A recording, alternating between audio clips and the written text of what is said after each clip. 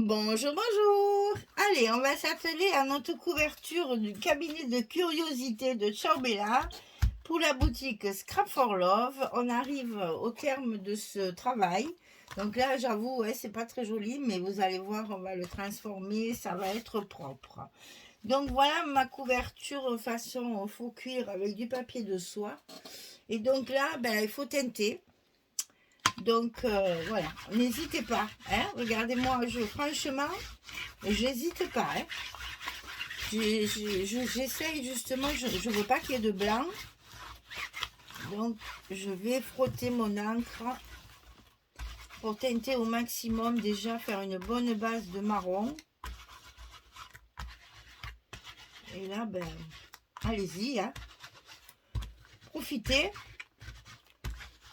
Moi, je suis pas très pastifeuse, vous le savez, hein, je suis la patouille et c'est pas mon truc. Mais ça, je l'ai déjà fait.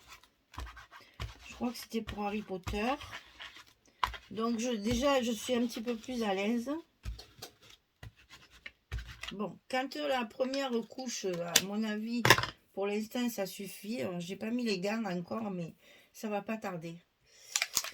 Non, je vais faire ça d'abord. Si ça veut marcher, parce que c'est tellement vieux, ça, maintenant. La dernière fois, ça avait bien marché. Si, ça marche. Alors, ça, c'est un tampon, en fait, hein.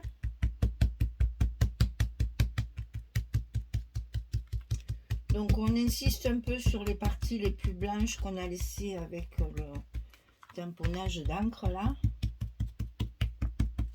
Et puis là, vous n'hésitez pas.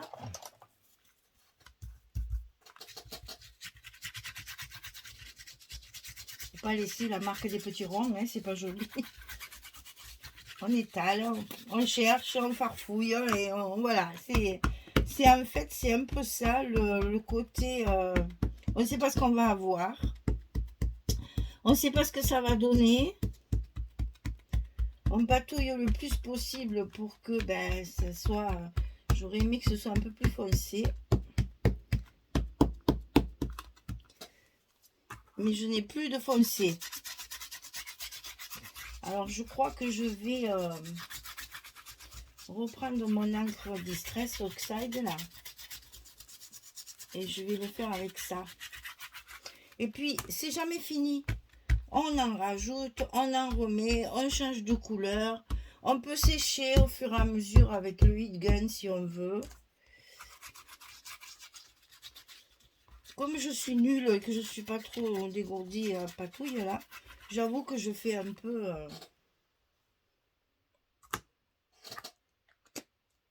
au hasard. N'ayons pas peur des mots. Alors ça, je voudrais en mettre un petit peu, mais pas trop.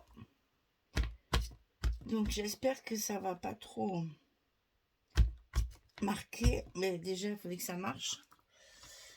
Alors, mon Dieu, que j'ai chaud, que j'ai chaud, que j'ai chaud. Un papier, un papier, un papier.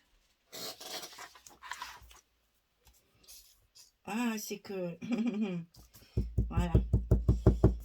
Il est presque vide, hein, c'est ça le problème.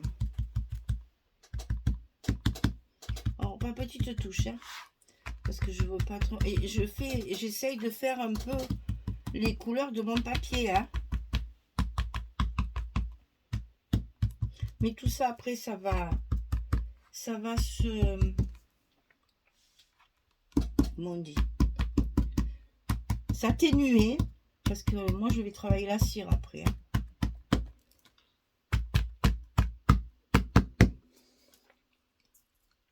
Stop, madame. Ah, j'ai perdu mon bouchon, il est là. Pourtant, chaque fois, je fais attention, je les bouche bien, je reste toujours pour que ça se sèche pas.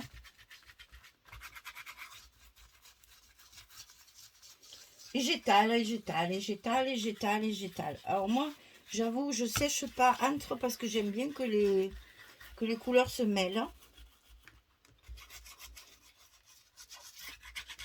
Je vais pchiter après par-dessus, je vais, voilà. Et après, ce sera une partie cire. Alors, du jaune, on va faire maintenant.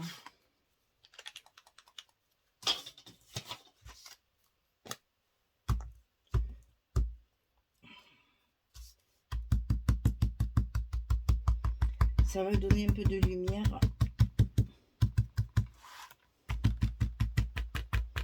à mon papier.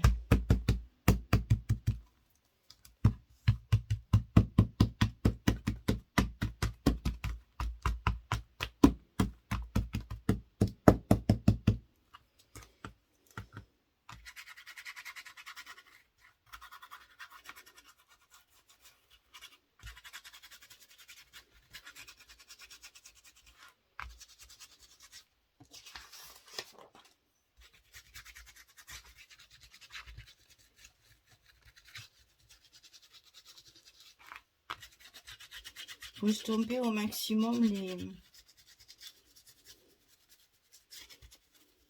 les ronds, hein, parce que je veux pas frotter, parce que j'ai peur de déchirer le papier, bien qu'il soit bien raide, hein. Franchement, je le sens au pinceau, c'est vraiment bien raide, hein. Mais je veux pas, normalement on peut faire ça, mais je veux pas le faire parce que j'ai peur que ça déchire. Parce que c'est de la peinture, hein, c'est de l'acrylique, hein, quand même, donc il n'y a pas d'acide, mais c'est quand même de l'acrylique, hein, donc ça mouille un petit peu quand même.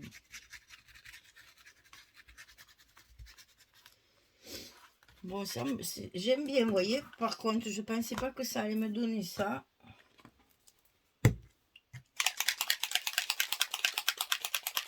Je mets de tout ce que j'ai. Parce que je veux... Ça, par contre, il va falloir certainement... Parce que voilà, le problème de ces chip-sheets, c'est que ça marche quand ça veut. Ça atténue un petit peu le... Ça éclaircit un petit peu. Et ça, c'est des choses qui partent bien, qui se lavent bien à la main. Là, par contre, je vais sécher. Parce que ça... Ouais, ça, c'est pas de l'acrylique.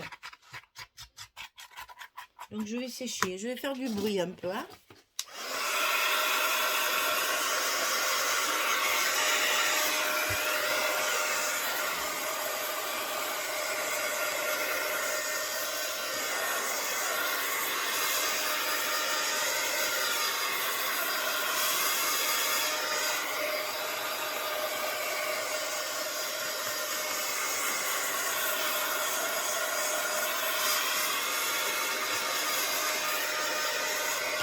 Faut faire attention de ne pas trop insister comme ça au même endroit, hein.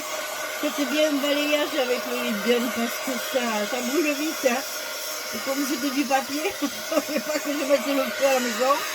Non mais je plaisante, mais il faut faire attention, il faut vraiment, hein, voilà, balayer avec eux, c'est très très chaud, hein. On dirait plus que je mette le feu en direct, qui rire. Ouais, c'est bon, c'est sec.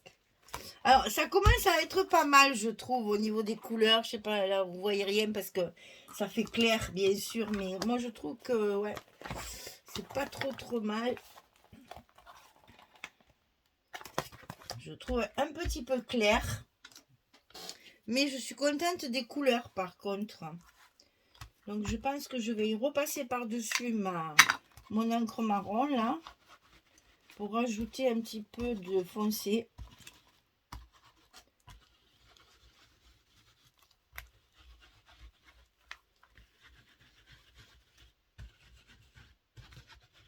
Et pour surtout, comment dire, marquer les... Vous voyez, les plis, là.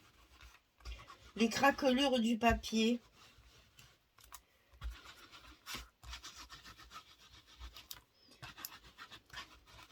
Ah oui, le fallait.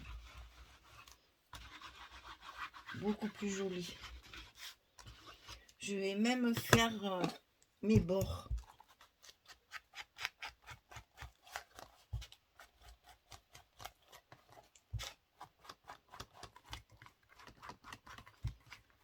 Parce qu'après, je vais y passer mes cires.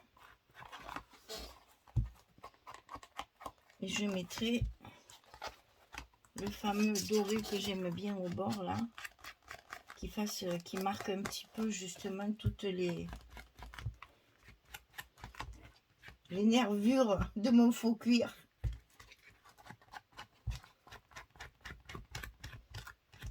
Rien à voir avec le premier, on est loin des dentelles. Hein. On est loin des dentelles. Là, c'est les élastiques en fait qu'on voit là. Et ça fait la reliure de la tranche.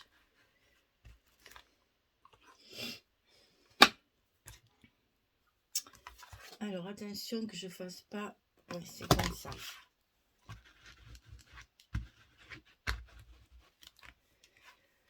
Et bien, ça commence à bien me plaire. Hein.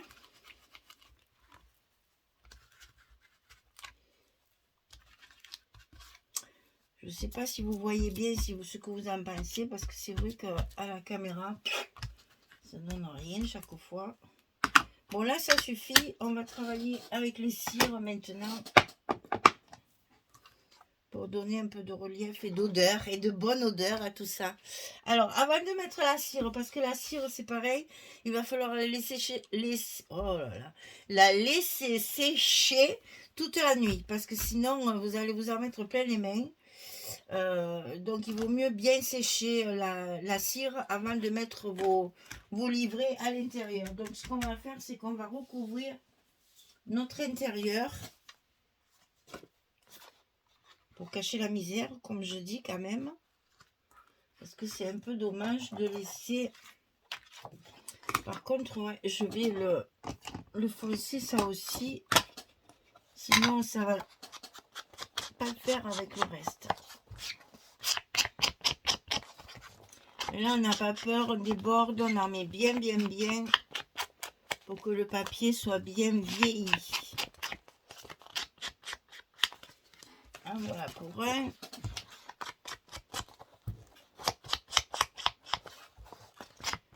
Cet après-midi, ça bat des records de chaleur. Il fait lourd en plus.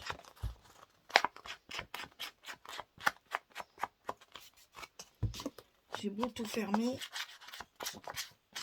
La chaleur n'est pas encore rentrée, mais on sent la chaleur à travers les fenêtres, là, même fermées. Alors ici, on colle. C'est parti. Bon, ça, hein, vous savez faire. C'est juste pour faire au propre, hein, en fait. C'est comme les albums, ça. Il n'y a rien d'extraordinaire. Par contre, collez-le bien. Oui, moi, je mets des scotch au milieu aussi. Pour que ça tienne bien, que ça soit bien rigide. Parce que tout ça, le papier est épais. Ça solidifie, ça rigidifie encore votre couverture. Hein. Donc, n'hésitez pas à mettre des épaisseurs. Sans que ce soit vraiment du carton, ça commence à être bien épais. Hein.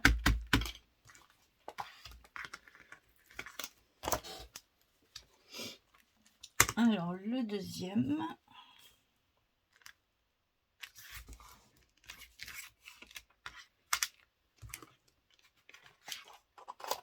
On finit avec des mains de peintre. Oh là là, mon Dieu. Moi qui ai horreur de mains sales. On ne tire pas plus loin.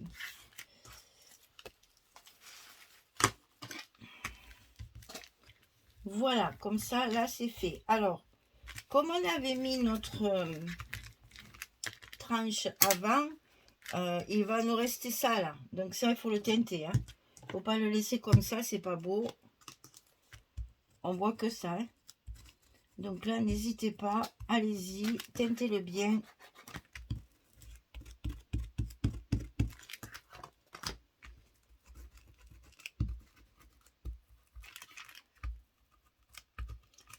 Parce que sinon, quand même...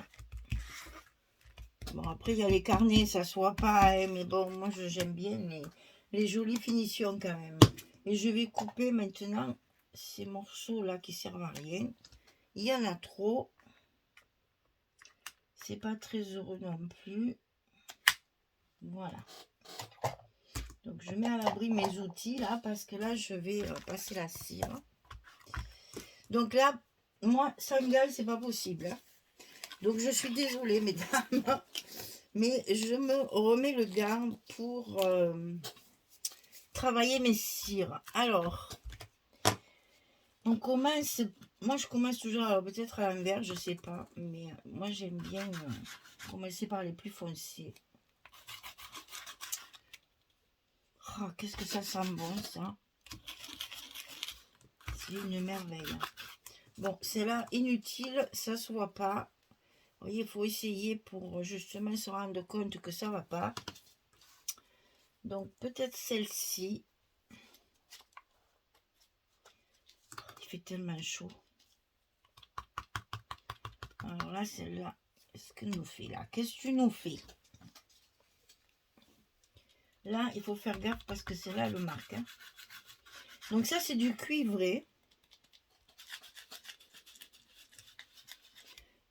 Là, malheureusement, il n'y a pas d'autre moyen que de travailler au doigt. Hein.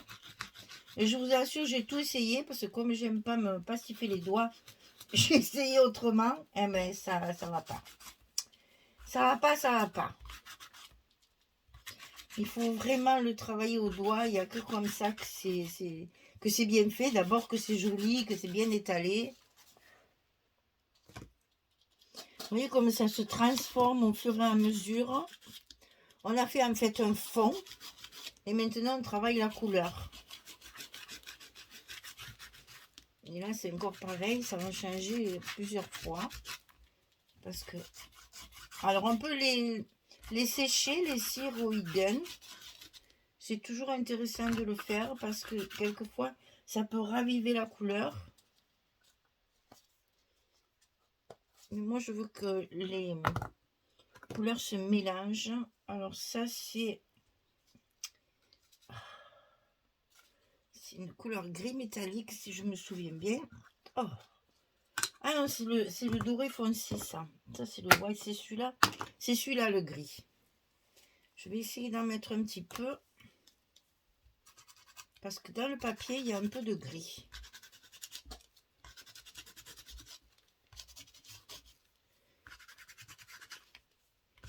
De toute façon, à la caméra, je suis sûre que vous ne voyez rien. Mais au moins, vous voyez comment je fais. Parce que c'est assez subtil comme couleur. Et donc, c'est vrai que du coup, on voit peut-être pas forcément le changement. Ça rend pas le réel. Je le sais d'autant plus que quand j'envoie mes albums aux personnes qui les ont achetés, elles me disent « Oh là là, j'avais pas vu que c'était comme ça, ou comme ça, ou comme ça. » Une fois qu'on le voit en vrai. Alors ça, c'est un vieil or que j'aime bien utiliser aussi parce que ça donne un aspect métallique, justement. Ce que je recherche, en fait. Hein. Au départ, on veut faire du faux cuir. Mais ça reste... Je vais rajouter un petit peu de cuivré. Ah, peut-être le bleu aussi. Alors, j'aime mieux ce côté que celui-là. Hein, comme quoi, celui-là est beaucoup plus plat. Et c'est fort dommage parce que ça, c'est le dos. Tant pis. Je vais essayer de mettre un peu de ça aussi. Alors ça, c'est la même chose. C'est des cires. Mais comme ça n'existe plus... ça n'existe plus comme ça. Un petit pot. Ce qui est fort dommage parce que c'était bien pratique. Parce qu'il y a des années que je les ai et ça n'a pas bougé. Hein. Ça sèche pas. C'est du Prima. Hein. Il n'y a rien à faire quand c'est de la marque.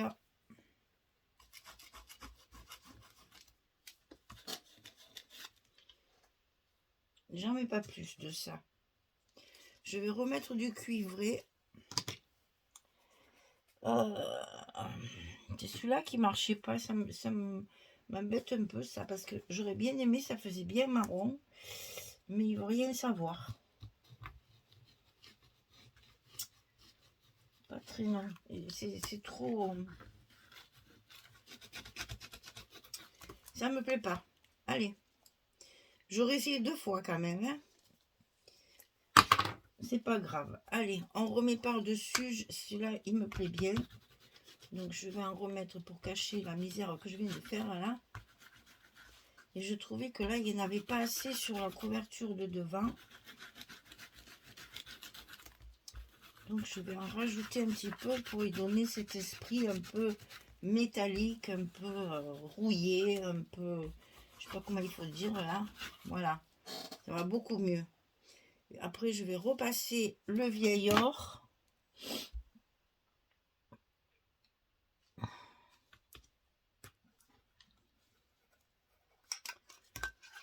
Avant de mettre le white gold là que j'aime tant.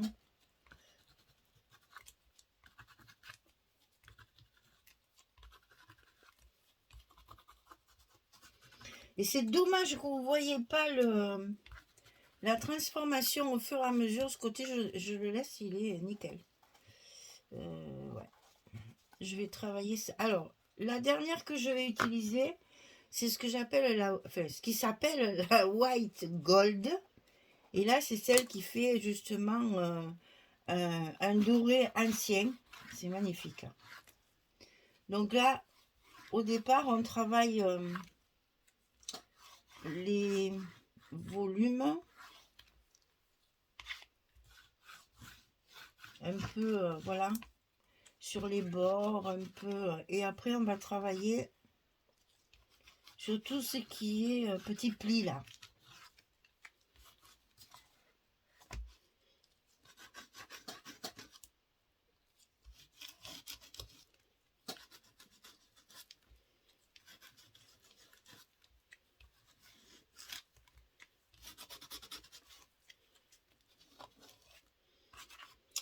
Mais je suis pas mécontente de ma couverture. J'ai toujours peur à chaque fois que ça rende pas ce que je veux. Mais là, ça va. Bon, alors, pour les fermer, c'est compliqué aussi. Surtout là, je les ai prêtées dans les ateliers. Elles sont toutes pleines de doigts. Alors, je sais pas. On a l'impression, moi, je le vois jaune sur la caméra. C'est pas jaune du tout. Hein. Et donc, après, il va falloir lui donner la forme arrondie. Et c'est maintenant qu'il faut le donner. Parce que la cire, ça raidit tout. Et je vais en avoir plein les mains. Donc, je vais mettre le deuxième gamme. Parce que ça, la cire, ça part plus hein, sur les mains. T'as beau frotter avec l'éponge et tout, il n'y a rien qui part. Ah non, mais 2 doigts dans un même doigt, ça va pas le faire. Voilà, comme ça au moins, j'ai pas de scrupule de mon...